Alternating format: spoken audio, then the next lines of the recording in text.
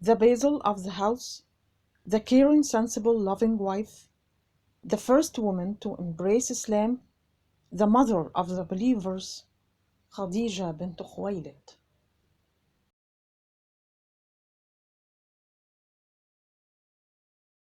Khadijah became busy with Muhammad and what he was doing. She managed her business and money, arranged for him what would help him purify himself, and prepared herself for that great day that was approaching. She used to tell her cousin Waraqah ibn Nawfal about what she saw of Muhammad, and he would give her good tidings and assure her that all the evidence she saw was a harbinger of prophethood. If her heart was reassured of her hope, what Waraqah was telling her about jihad and hardship which that prophet would face would appear before her. So she felt the strength of herself and the motivation to work and face the difficulties. And she wished that this matter had been completed, and she had rallied with Muhammad to struggle. Her heart became attached to Muhammad in the house, in the cave, or among the masters of Mecca. If he was in the cave, she felt a motive that pushed her towards him. So she walked on that rugged road, ascended to the top of the mountain, was reassured about him, then returned. So Muhammad felt compassion from this merciful heart that helped him with what he was in. He had told her about his fears.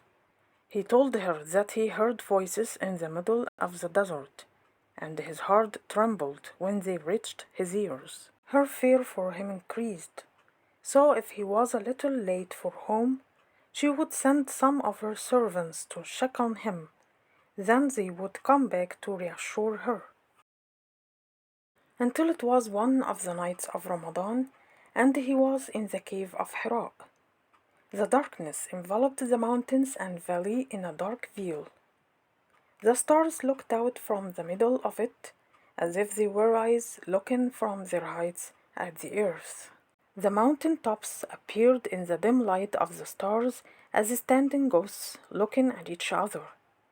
The night was still and calm, interrupted only by the roar of beasts moving between mountains, groping for their prey here and there. Mecca disappeared in the midst of darkness, and only a small light could be seen from it, emanating from some lamps, as if they were stars that had fallen on the ground. Muhammad was in the cave on the top of Hira, looking at the sky and the night. He felt serenity, and his heart was open to the sky. Khadijah was in her house. Her sight did not calm down, nor did her eye close.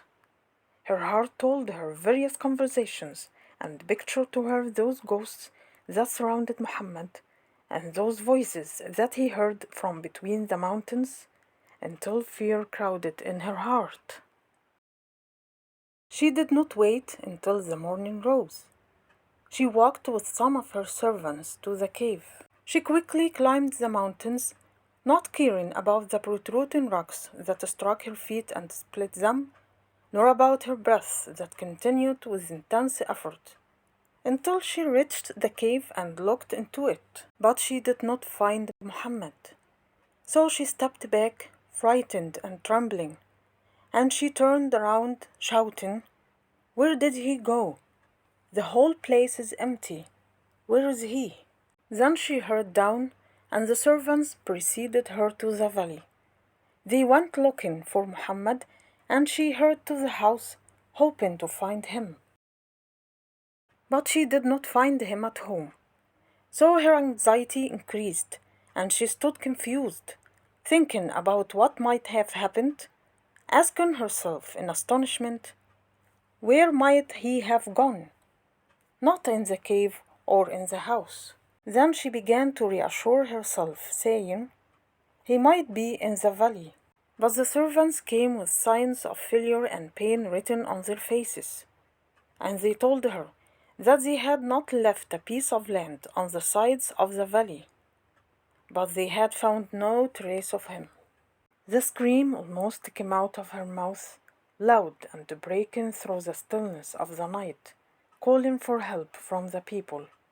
But she shouted to her servants to return to the mountain and the plain, looking for him and searching. So they set off, and she stood trembling out of intense fear, and the ghosts were dancing before her eyes with their sharp claws, strong fangs, wide mouth, and deadly leaps. And Muhammad appears in front of her, defending those ghosts and turning them away. Then she was smiling when she saw Muhammad, the strong man skilled in stabbing and striking, attacking the ghosts, repelling them and frightening them.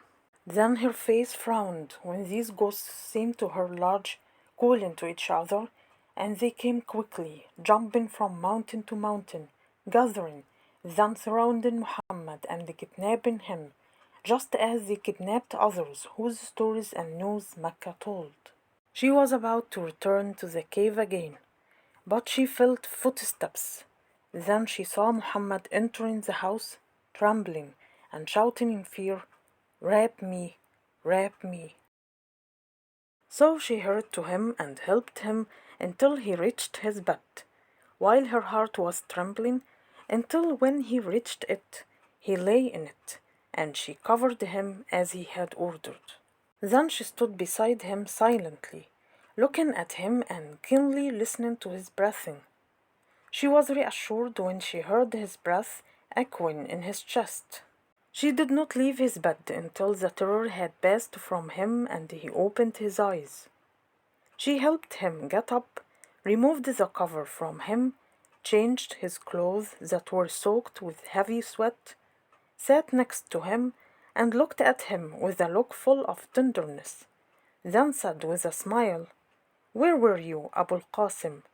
You set our hearts on you." He looked at the top of the room, then said in fear, "I don't know, Khadijah, what will happen.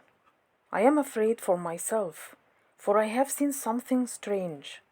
Oh, Khadijah, I am afraid that if I speak about what I have seen, people will say that my mind has gone, for I have seen what the mind cannot believe." Khadijah smiled, then said tenderly, "How, Abu al-Qasim? By Allah, your Lord will never disgrace you. How can your Lord disgrace you while you keep good relations with your kith kin, help the weak, entertain the guest, help in the calamities of time, and stand on the side of truth? Perhaps you have seen the good, O Muhammad." He said with interest, "I was in the cave, looking at the kingdom of the heavens and the earth. My soul was bright, and my heart was joyful. I was pleased with looking, and it was good for me to stand. I saw a nice body that was not like people's. I trembled with fear, and my body shook. I had never seen anyone climb this mountain except you. I fixed my eyes on this object, and I was about to shout at it. But I heard a strong voice that dominated my hearing, shook my body, and called out to me, 'Read, Muhammad.' I said while I was in the hand of fear, just as a light feather moving in the stormy wind, 'I do not know how to read.' He shouted with such force that it made me more afraid and made my body shake more, and he repeated, saying, 'Read, Muhammad.' I said in great trembling, 'I do not know how to read.' Then his voice became louder until I almost melted from its intensity, and he repeated, saying, 'Read, Muhammad.' I had no choice but to go along with him, and I said in a trembling voice, 'What should I read?' He said in a gentle voice that melted with sweetness, 'Read in the name of your Lord who created man from a clinging substance. Read, and your Lord is the most generous.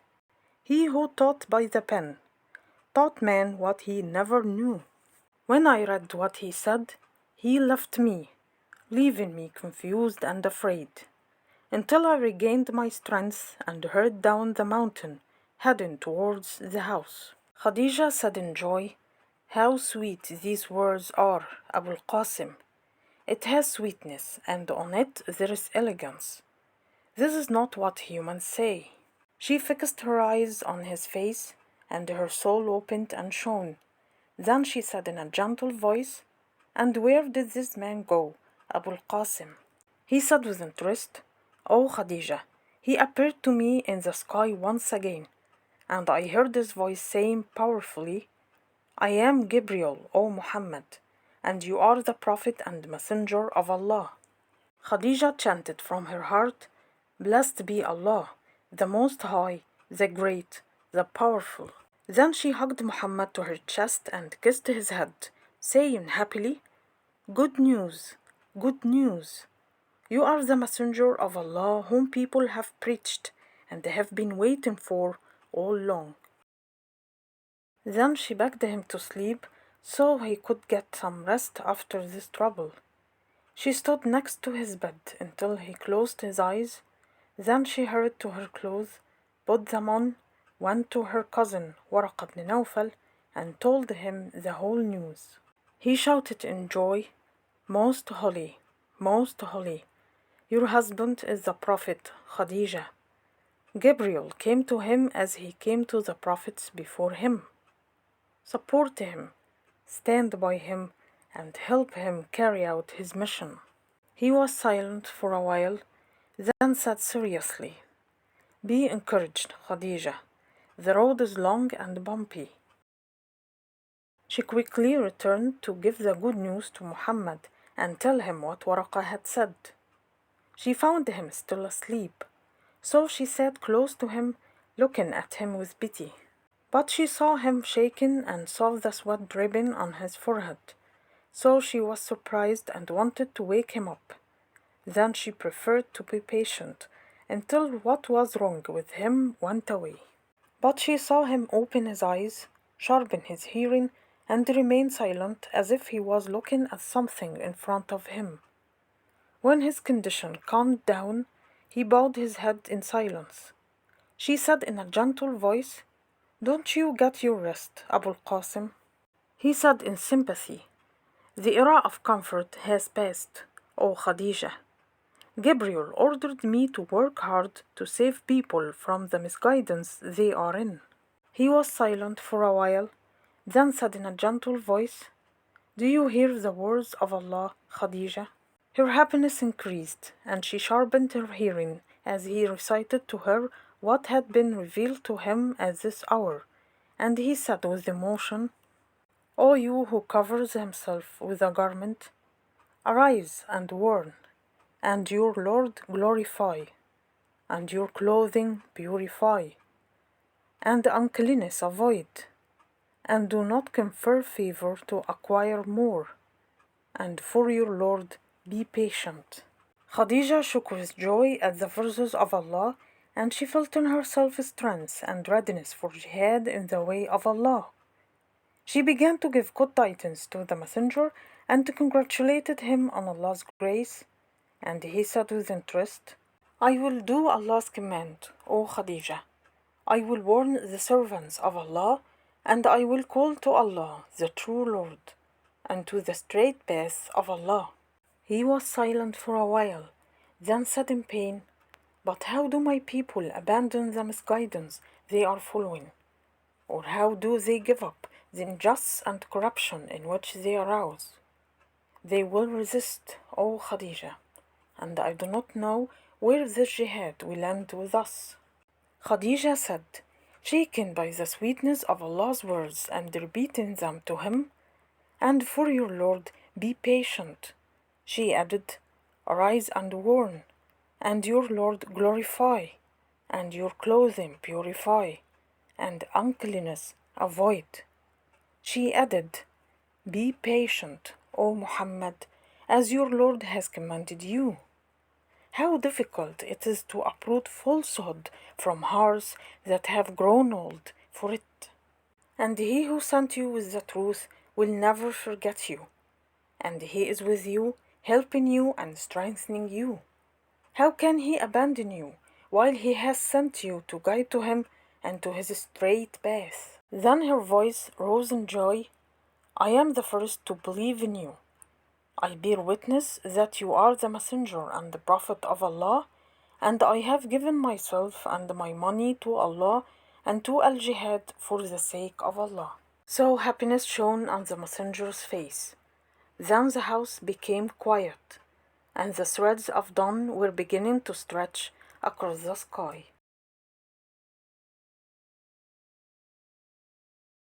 The morning dawned, and the messenger woke up early, then went out to Al-Kaaba. He met Waraqah ibn Nawfal, then the people of Quraysh. He told them that it was revealed to him by Allah. How did they receive the news? That story will be told in our next episode.